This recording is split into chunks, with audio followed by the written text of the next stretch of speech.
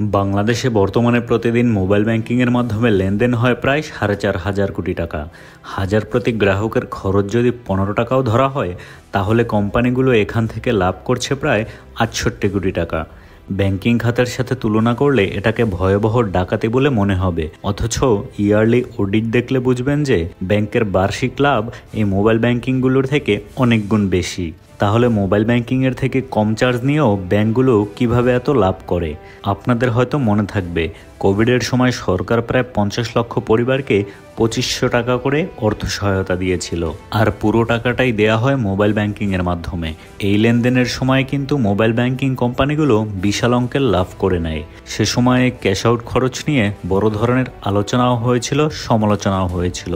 এখন প্রশ্ন হলো, ব্যাংক থাকতেও কেন সরকার এই সহায়তা মোবাইল ব্যাংকিংয়ের মাধ্যমে প্রদান করলো, এবং বাংলাদেশের মোবাইল ব্যাংকিংয়ের চার্জ এত বেশি কেন? সেই প্রশ্নের উত্তরই খুঁজব আজকে। দেশে ব্যাংকিং ব্যবস্থা চালু হয়েছে অনেক আগ থেকেই, এবং মানুষের কোটি কোটি টাকার লেনদেন, টাকা জমা রাখা ইত্যাদিতে ব্যাংক ব্যাপক সহায়তা করছে। কিন্তু ব্যাংকিং ব্যবস্থার একটি দুর্বলতা ছিল যে এটা কেবল নগরকেন্দ্রিক মানুষের সেবা দিত। শহরকেন্দ্রিক চাকরিজীবী বা ব্যবসায়ীরা ছিল ব্যাংকের মূল গ্রাহক। বর্তমানে এই চিত্র পাল্টাতে শুরু করলেও এখনও দেশের গ্রামীণ অনেক মানুষেরই ব্যাংক অ্যাকাউন্ট কিংবা ব্যাংকে টাকা লেনদেন করার অভ্যাস নেই, কারণ মাত্র কয়েক বছর হলো ইউনিয়ন পর্যায়ে ব্যাংকের শাখা খুলতে শুরু করেছে। এর আগে ব্যাংকের সর্বনিম্ন স্তর ছিল উপজেলা পর্যন্ত, তাও আবার সরকারি ব্যাংকের একটা বা দুইটা শাখা মাত্র। এর কারণেই গ্রামীণ সমাজের বিপুল সংখ্যক মানুষ এতদিন ব্যাংকিং সুবিধার বাইরেই ছিল। এখনও একটা বড় সংখ্যক মানুষ কিন্তু এই সেবার বাইরেই আছে। বাড়ির পাশের ছোট্ট টং দোকানের বিকাশে লেনদেন করায় অভ্যস্ত, কারণ তার লেনদেনকৃত অর্থের পরিমাণটা বেশ ছোট। এখন একটি ব্যক্তির কথা ভাবুন, যার শহরে থাকা ছেলের কাছে সে 2000 টাকা চাইল এমার্জেন্সি। তার কাছে মোটামুটি কয়েকটা অপশন আছে।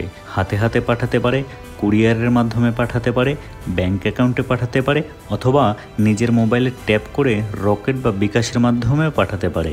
এখন আপনার কাছে প্রশ্ন যে এমার্জেন্সি 2000 টাকার জন্য আপনি কোন অপশন সাজেস্ট করবেন? অবশ্যই বিকাশ বা রকেটের কথাই বলবেন, কারণ বাকি সবগুলোর তুলনায় এই পদ্ধতি তুলনামূলক দ্রুত, সহজ এবং খরচ তুলনামূলক কম। খরচ কম কেন বলছি এখনই বুঝবেন, কারণ কোনো পক্ষেরই তো টাকা আনা নেওয়ার জন্য দূরে কোথাও যেতে হচ্ছে না।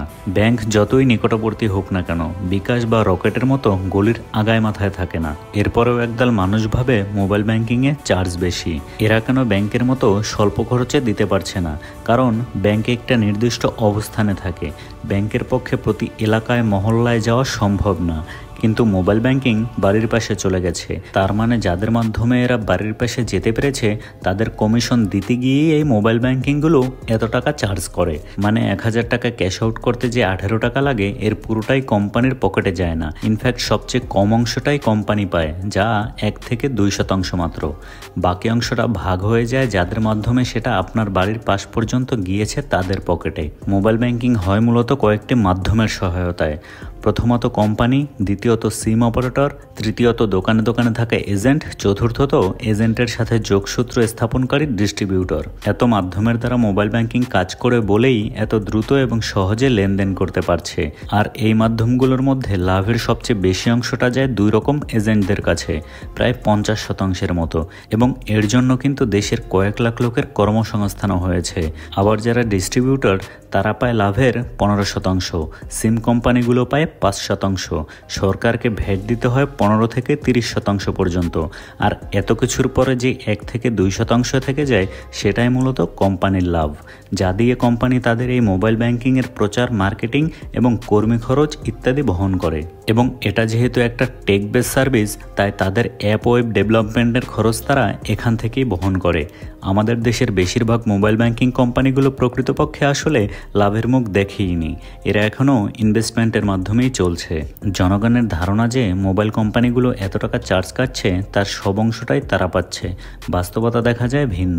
আসলে লেনদেন সহজলভ্য করতে গিয়ে সিস্টেমটাই এমন হয়েছে যে এখানে চাইলেও কেউ কম খরচে লেনদেনের সুবিধা দিতে পারবে না। খরচ কমানো তখনই সম্ভব হবে যে এজেন্টদের কাছে 50% লাভের ভাগ যায়, সেটা যদি কমানো হয়। আবার তখন কিন্তু একজন এজেন্ট কম লাভের জন্য কাজ বা ব্যবসাও করতে আগ্রহী থাকবে না। এখন আপনার প্রশ্ন আসতে পারে, নগদ তাহলে 9 টাকা চার্জ কিভাবে করছে? এটা নগদ তাদের মার্কেটিং স্ট্র্যাটেজির মাধ্যমে করেছে। নিজের পকেট থেকে লস দিয়ে গ্রাহককে নগদ ব্যবহারে অভ্যস্ত করতে চেয়েছে। কিন্তু কোনো প্রতিষ্ঠানই সকল পক্ষকে মিটিয়ে লম্বা সময় এই অল্প দামে সেবা দিতে পারবে না। একটা সময় গিয়ে ফেল করবে।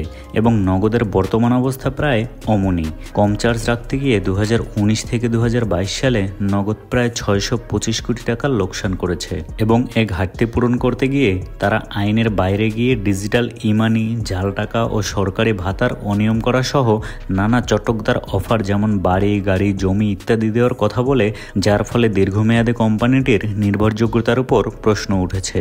সম্প্রতি তাদের এই জালিয়াতির জন্য বাংলাদেশ ব্যাংক তাদের বিরুদ্ধে মামলাও করেছে। প্রথমে একটা কথা বলেছিলাম যে ব্যাংক কম চার্জ নিয়ে বেশি লাভ কিভাবে করে। অ্যাকচুয়ালি ব্যাংক প্রধানত import export, foreign exchange, loan, deposit, investment, share মার্কেটের মাধ্যমে প্রচুর উপার্জন করে থাকে।